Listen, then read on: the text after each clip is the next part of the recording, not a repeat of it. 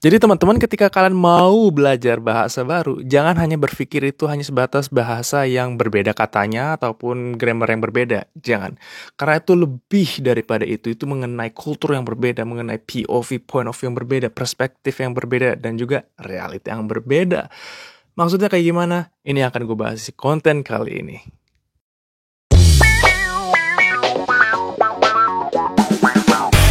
Penjelasan akan gue mulai mencoba dengan 4 bahasa yang udah gue kuasai. Yang udah pasti, yang pertama adalah bahasa Indonesia, bahasa Inggris, kemudian bahasa Jepang, dan bahasa Spanyol. Salah satu kelebihan kalau kalian udah bisa belajar bahasa lebih dari 2 bahasa, kalian bisa menemukan sesuatu kesamaan dari berbagai bahasa yang ada. Contohnya seperti bahasa Jepang dan bahasa Spanyol.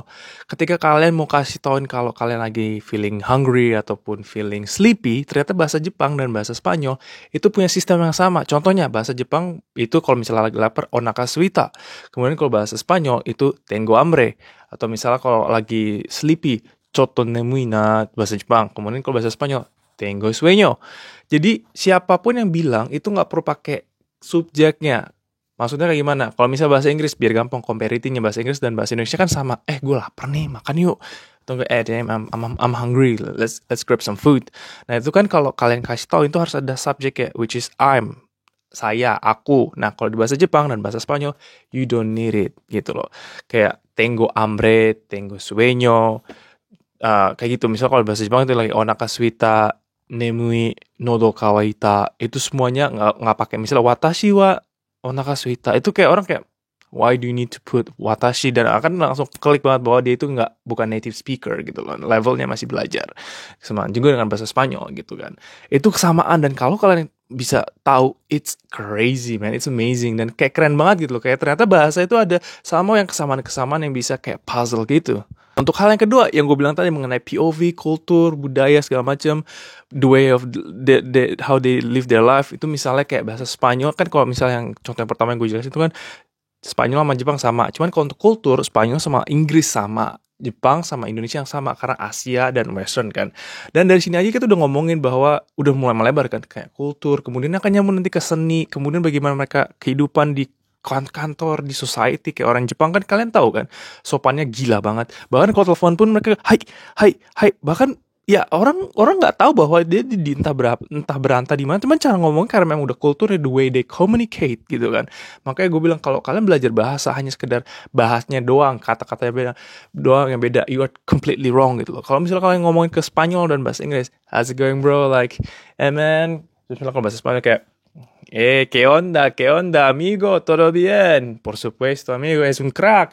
Que anima, like that. Jadi kalau misalnya kalian udah bisa to that level, to reach that level, itu kalian akan ngerti banget bagaimana how to behave. Kemudian kalian mengerti kenapa orang ini akan interpret dengan kultur yang berbeda gitu. Misal isu-isu yang ada, dan juga Jepang dan bahasa Indonesia. Misalnya bahasa Indonesia misalnya kayak mesen makanan, misi mas, pesanannya udah ready, silahkan diambil, kan gitu kan, budaya-budaya Indonesia yang sopan santun.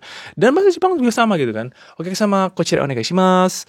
Kalau misalnya kita gochu mo ikaga deshita ka, kayak gitu. Kayak misalnya bahasa-bahasa di hospitality kan, Jepang dan Indonesia it's completely, not really completely, but very very resemblance the same. Bahasa Jepang dan bahasa Indonesia, sementara bahasa Spanyol dengan bahasa Inggris. Dan itu lagi-lagi nggak terbatas hanya sekedar kata-katanya beda, kemudian cara ngomongnya berbeda. No, it's deeper than that. Dan kalau misalnya udah level kayak gitu, kalian akan memiliki pandangan yang berbeda, 180 derajat berbeda dari sebelumnya. Ya terus kalau misalnya 180 derajat berbeda, ya intinya apa bos gitu kan? Ya intinya lu akan makin pintar men, sesimpel itu aja. Pikiran lu, cara berpikir itu akan makin kritis, makin cermat, makin cerdas.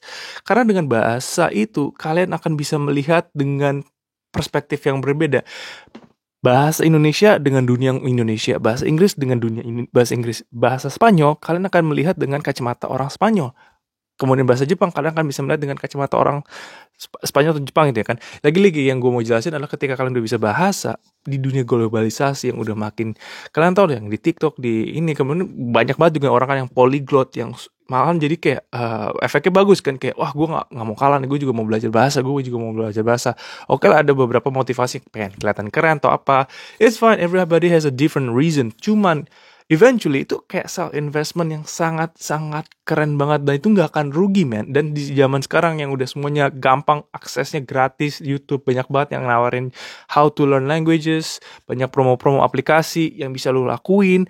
Jadinya itu akan menjadikan kalian di waktu-waktu yang misalnya kalian masih SMA, masih kuliah, yang masih banyak banget waktu yang bisa digunakan. Please use the time wisely. Dan salah satu yang menurut gue sih itu bahasa ya. Kayak lagi-lagi dengan potensi sekarang, kalian bisa stand out gitu loh. Ketika semua orang memiliki standar yang hampir sama, tapi kalian bisa 4 bahasa.